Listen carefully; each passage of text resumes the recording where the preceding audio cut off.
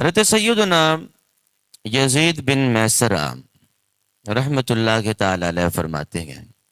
ہم سے پہلی امتوں میں ایک شخص تھا جس نے بہت زیادہ مال و متاع اکٹھا کیا اور اس کی اولاد بھی کافی ساری تھی، طرح طرح کی نعمتیں اسے میسر تھیں، کافی مال و دولت اس نے اکٹھا کر لیا، لیکن خرچ کرنے میں بڑا کنجوس تھا، 1 روپیہ بھی اللہ کی راہ میں خرچ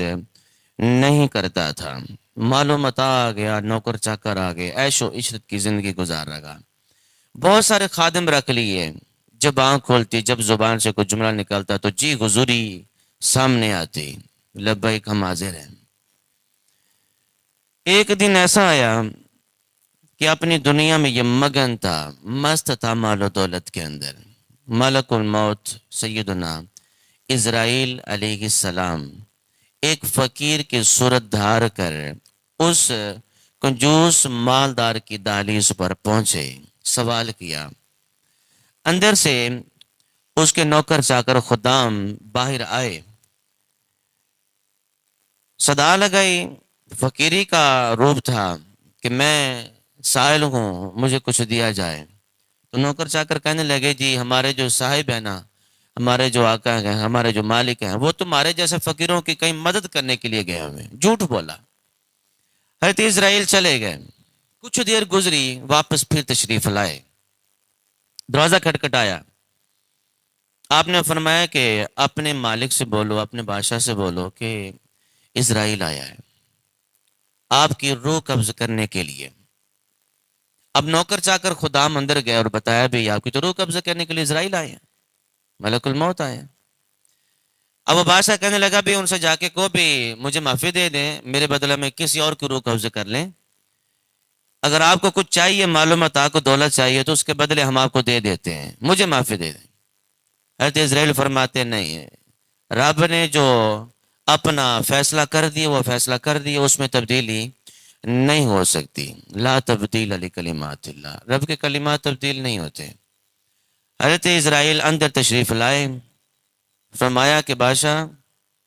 تیری میں روح قبض کرنے کے لیے آیا ہوں اور روح قبض کر کے جاؤں گا، معافی نہیں ہے۔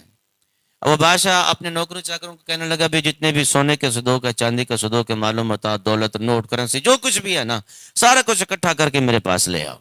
سب کچھ بادشاہ کے قدموں میں آ گیا۔ اب اس مال کو سامنے رکھ کے وہ ملامت کر رکھا گئے، اے مال، تیری وجہ سے آج میں رب سے دور ہوا، تیری وجہ سے میں رب سے دور ہوا، اگر تو نہ ہوتا تو میں آج رب کے حضور جھکا ہوتا، میں رب کا فرما بردار بندہ ہوتا، تو نے مجھے رب سے دور کر دیا، رب سے غافل کر دیا۔ اللہ رب العالمین نے مال کو قوت گویائی عطا فرمائی۔ مال بولا، تو یاد کر اپنا ماضی، تو حقیر تھا، تو غریب تھا، میں آیا تیری پہچان بنی، مجھے ملامت مت کر، میں تیرے پاس آیا تو تیری شادی امیر زادیوں سے، شہزادیوں سے ہوئی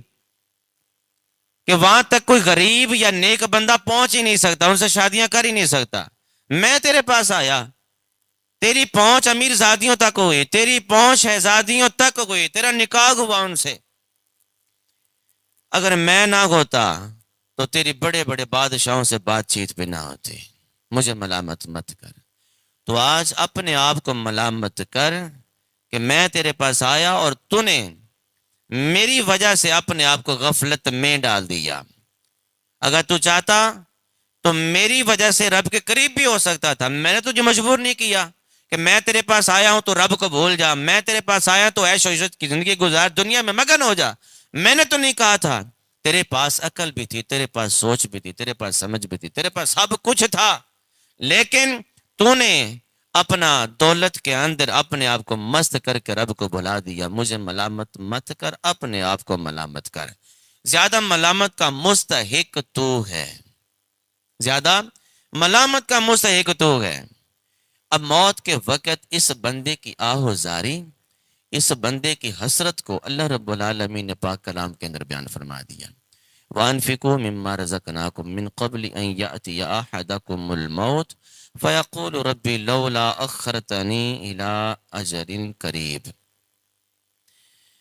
رب العالمین نے ارشاد فرمایا کہ وہ بندہ حسرت اس طرح کرے گا، ہمارے دیے میں سے کچھ ہماری راہ میں خرچ کرو۔ رب فرماتا ہے ہمارے دیے میں سے جو دیا اس میں سے خرچ کرو، قبل اس کے کہ تم میں کسی کو موت آئے پھر کہنے لگے مولا مجھے تھوڑی سی مہلت تو دے دے میں کچھ کر لوں، مجھے